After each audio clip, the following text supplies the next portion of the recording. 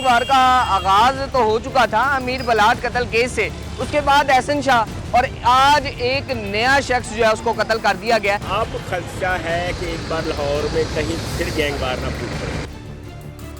अब यही सिलसिला गैंग वार में चल रहा है कि जो लोग केसेस की पैरवी कर रहे हैं, कोई मुद्दई है तो उनको रास्ते से हटा दिया जाए। करीब से बिल्कुल ये तकरीबन 1 से 1.5 फुट का फासला होगा। 1.5 फुट के फासले से 1 मारी से 1.5 फुट का वो एरिया नहीं है, कोई डॉन नहीं है, कोई गैंग वार नहीं है, तो ये बुनियादी तौर पर गैंग वार का एक सिलसिला है।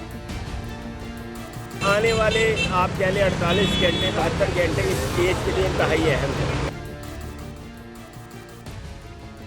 अस्सलाम वालेकुम नाज़रीन, मैं हूं आपका होस्ट मोहम्मद अशरफ और आप लोग देख रहे हैं डेली सोशल पाकिस्तान। नाज़रीन सामाईन, गैंग वार का आगाज तो हो चुका था अमीर बलाट कत्ल केस से, उसके बाद एहसन शाह और आज एक नया शख्स जो है उसको कत्ल कर दिया गया। मैं बात कर रहा हूँ तीफी भट्ट के बहनोई जनाब जावेद भट्ट साहब की। नाज़रीन सामाईन, यहाँ पर उनको कत्ल किया गया। इस वक्त मैं शाह जमाल के इलाके के बिल्कुल पास मौजूद हूँ।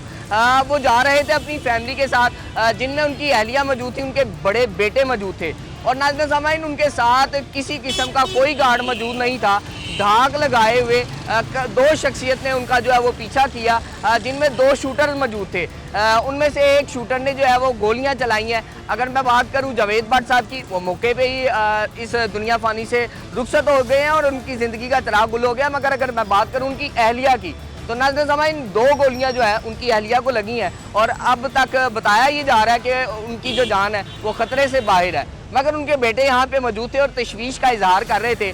पुलिस की भारी नफरी यहाँ पर मौजूद है और इन्वेस्टिगेशन का आगाज़ कर दिया गया है। तमाम के तमाम एनी शाहिदीन जो है उनसे रब्ता करने की कोशिश की जा रही है और CCTV फुटेज का जो है वो बाकायदा तौर पर नाज़रीन सामाईन तमाम जो कैमरे यहाँ पे नस्ब हैं उससे मदद ली जाएगी और पोस्टमार्टम के लिए लाश को यहाँ से रवाना कर दिया गया।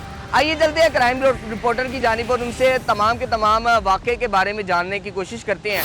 नाज़रीन गिरामी, मौजू की जानिब बढ़ने से कबल आपसे गुजारिश है कि हमारे चैनल को सब्सक्राइब कर लें। सीनियर क्राइम रिपोर्टर इस वक्त मेरे साथ मौजूद हैं। आइए चलते हैं कि मामला है क्या और किस तरह जो है सारी कार्रवाई होती है, किस तरह सर इसको देख रहे हैं सारे मामले को। ये सारा मामला इस तरह बुनियादी तौर पर कि लाहौर पुलिस तो इसी से इनकार करती है कि यहाँ पे कोई नो गो एरिया नहीं है, कोई डॉन नहीं है, कोई गैंग वार नहीं है। तो ये बुनियादी तौर पर गैंग वार का एक सिलसिला है जो तीफी भट्ट और अमीर बलाट ग्रुप में चल रहा था।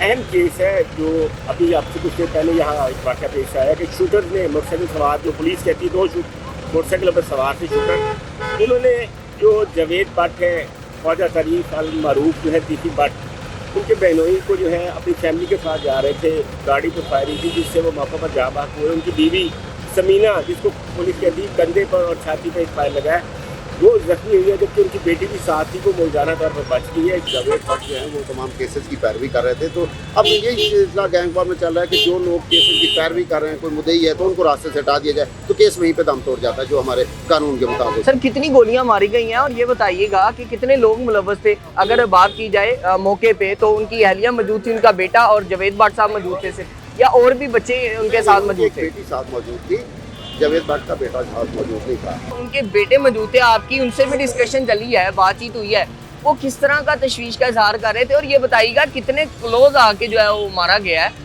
पुलिस क्या कहती है इस मामले के हवाले से? क्योंकि तमाम गोलियां जो है वो छाती में नस्ब हैं, उसके बाद जो है वो जाबर नहीं हो सके और दुनिया फानी से रुखसत हो गई। देखिए, जो आप बात कर रहे हैं करीब से बिल्कुल ये तकरीबन 1 से 1.5 फुट का फासला होगा। 1.5 फुट के फासले से 1 से 1.5 फुट का तो शूटर ने फायर किए हैं। जब आप इतनी करीब से फायर करते हैं, तसल्ली करते हैं कि मेरा फायर एक्यूरेट लगा है, तो फिर बचने के चांस मुश्किल होते हैं जब तक अल्लाह ताला की ज़ात बचे। क्या लगता है रैकी करवाई गई है प्रॉपर्टी? वो पीछे से रैकी करते हुए आ रहे थे, यहाँ पे जब ट्रैफिक ब्लॉक हुई तो उनको मौका मिल गया और उन्होंने शूटर ने फायरिंग की और वो सीधा कैनाल रोड की तरफ निकल गया। शूटर जो है वो गाड़ी पे मौजूद थे या फिर किसी बाइक का उन्होंने सहारा लिया हुआ था? जी अभी तक इतलात यही है कि वो बाइक पे मौजूद थे, एक ही बाइक पे 2 शूटर थे और उन्होंने ब्रस्ट मारा है जिसमें 3 से 4 गोलियां जावेद भट्ट को लगी और 2 गोलियां उनकी अहलिया को लगी। लेकिन अहलिया क्योंकि गाड़ी में अपने गाल में खड़ी थी या उनकी टांगों में लगी तो इस वजह से वो बच गई। उनके पास प्रेस्टेड पिस्टल होता है जी, प्रेस्टेड पिस्टल से एक फायर निकल जाए,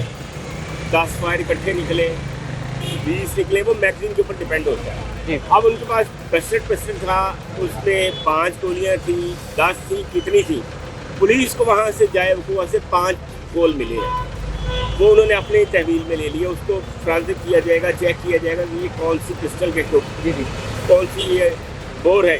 नाज़रीन गिरामी, मौजू की जानिब बढ़ने से कबल आपसे गुजारिश है कि हमारे चैनल को सब्सक्राइब कर लें। जाहिर सी बात है, ये एक नया मुकदमा खुल गया है। जावेद भट्ट साहब जो है वो चले गए हैं, इसके बाद कौन मुद्दई बनेगा इस केस का और क्या मामला चलेंगे?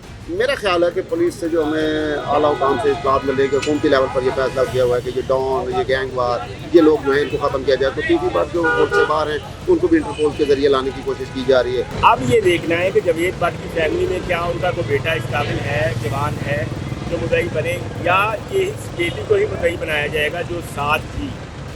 ये अब उनके ख़ानदान ने फैसला करना है कि दरख्वास्त किसकी तरफ से आएगी, मुद्दई कौन बनेगा। हो सकता है जैसे आप बात कर रहे हैं कि किसी भट्ट के बेटा मुद्दई बन गए, ये अब उन्होंने फैसला खुद करना है, उनके घर वालों ने कि मुद्दई किसको बनाना है। क्या लगता है अमीर बिलाल की जानिब से कोई शख्स आया था या फिर ये कोई और मामला देखने को है मेरे भाई? अभी जो है वो जो शूटर्स हैं उनकी गिरफ्तारी की कोशिश की जाएगी। सीसीटीवी कैमरे जो हैं उनसे मदद ली जा रही है, क्योंकि कैनाल रोड पर सीसीटीवी के कैमरे एक्टिव हैं। तो वो शूटर जिस तरह फरार हुए हैं, शूटर्स को पहले गिरफ्तार किया जाएगा, उसके बाद वो बताएंगे कि किसके कहने पर कत्ल किया और क्यों किया। ये गैंगवार के लोग हैं, वो अपनी हिफाजत करना खुद जानते हैं। ये जावेद भट्ट थे जिन्होंने अपने साथ गार्ड्स नहीं रखे हुए थे, वरना उनके तो गनमैन उनके साथ होते हैं। अभी उनका जावेद का बेटा जो है वो यहाँ पे मौजूद था, तो यूँ अपना बंदोबस्त वो खुद ही करते हैं। पुलिस का इसमें कोई खास पुलिस का कोई खास पुलिस अस्पताल में भी मौजूद रहेगी, उनके घर पे भी 4 दिन के, ताकि कोई बड़ी लड़ाई नहीं। सर, गैंगवार को किस तरह खत्म होता देख रहे हैं? पुलिस से आपकी बातचीत हुई है बड़ी क्लोज?